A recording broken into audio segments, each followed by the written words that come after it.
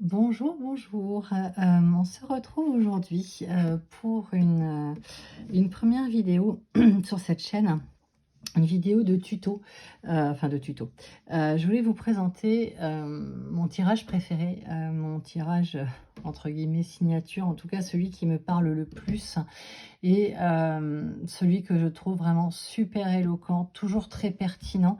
Et en plus, l'intérêt de ce tirage, c'est qu'il a une résonance, il s'applique, il prédit, entre guillemets, on est sur des énergies de un jour, du jour du tirage jusqu'à une semaine après. Donc on a 7 jours de résonance, donc c'est un tirage vraiment pour avoir des informations rapides et des énergies rapides. Moi, je l'utilise sur Instagram pour effectuer les énergies, pour recevoir les énergies de la semaine à venir. Bon, sur Instagram, les énergies générales de la semaine à venir. Et donc, ce tirage, c'est le tirage du chien de pique. C'est un tirage traditionnel, ancien, qui initialement et traditionnellement était effectué avec un jeu de cartomancie ancienne, c'est-à-dire un jeu de cartes à jouer. Et on sélectionnait des cartes maîtresses avec la signification des cartes. Et à chaque carte maîtresse, on associe, je vais vous montrer après, je vais vous faire un cas pratique. On associe une carte, on tire les cartes en duo et en fait, on lit les cartes ensemble. Donc, la carte maîtresse qui pose le thème, le domaine qui est demandé et la carte message qui délivre le message dans le domaine qui est demandé, donc de 1 jour jusqu'à 7 jours. Voilà. Alors, ici devant moi, j'ai plusieurs jeux pour vous montrer que ce tirage peut être effectué avec absolument tous les jeux. Là, j'ai un Lenormand, ça c'est mon Lenormand Pierrot. J'ai un oracle, le Méli-Mélo, hop, qu'on voit pas bien, voilà, le Méli-Mélo. Et j'ai pris aussi un Béline pour vous montrer un petit peu les cartes maîtresses qu'on pouvait utiliser. Alors, comme c'est un jeu, donc un tirage, pardon, ancien et traditionnel, de nos jours, il est plus effectué avec le petit Lenormand.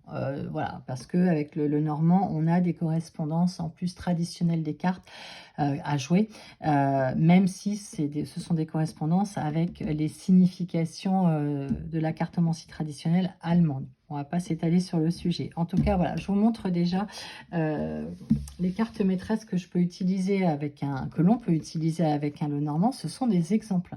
À partir du moment où vous posez votre intention pour ce tirage, vous choisissez bien les cartes maîtresses que vous voulez et le domaine qui vous intéresse.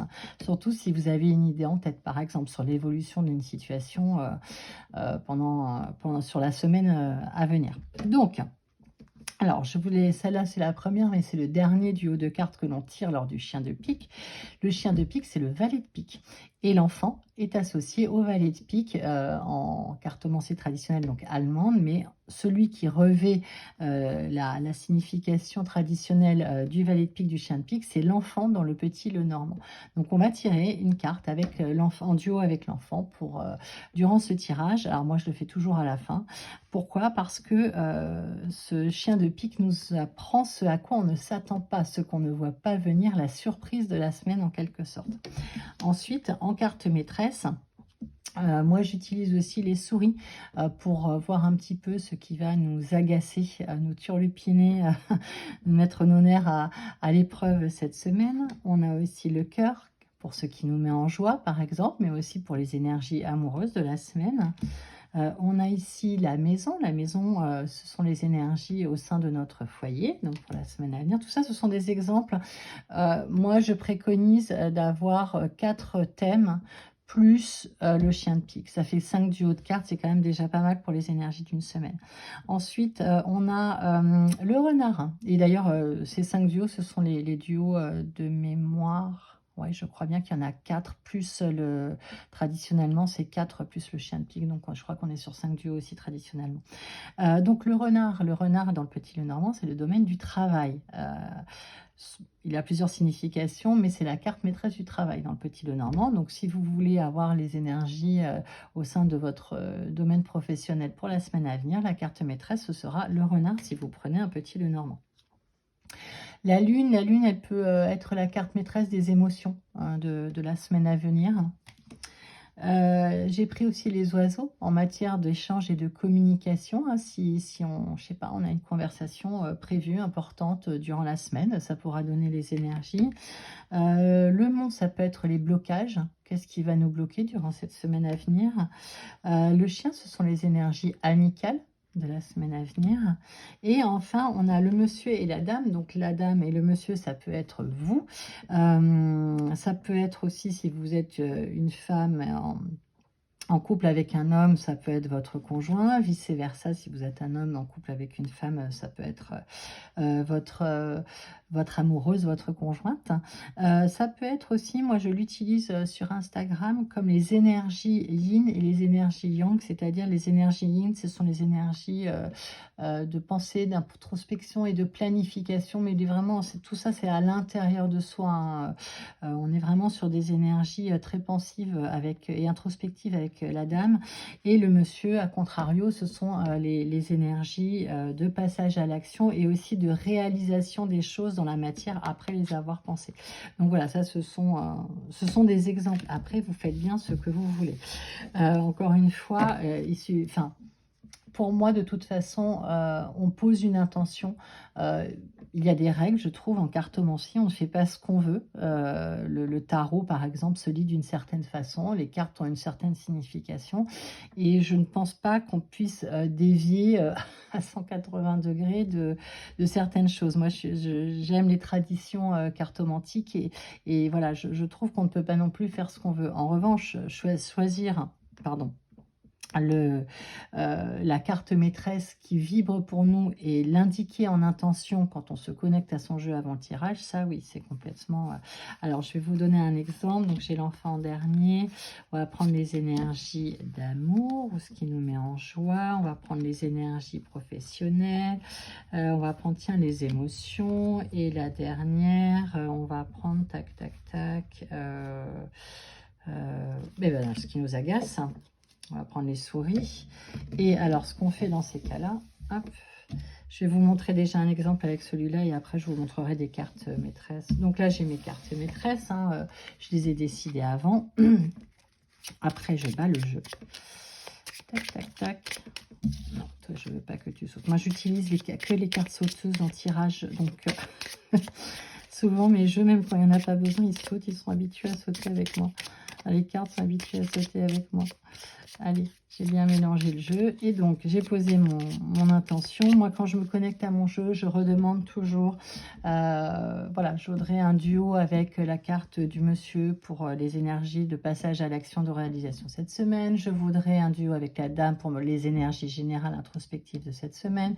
Je voudrais un duo avec le renard pour les énergies dans le domaine professionnel cette semaine, etc. Et j'énumère toutes les cartes et je termine en disant que je demande un duo avec l'enfant pour ce à quoi on ne s'attend pas cette semaine, ou voilà, des énergies un petit peu surprenantes auxquelles on ne s'attendait pas cette semaine.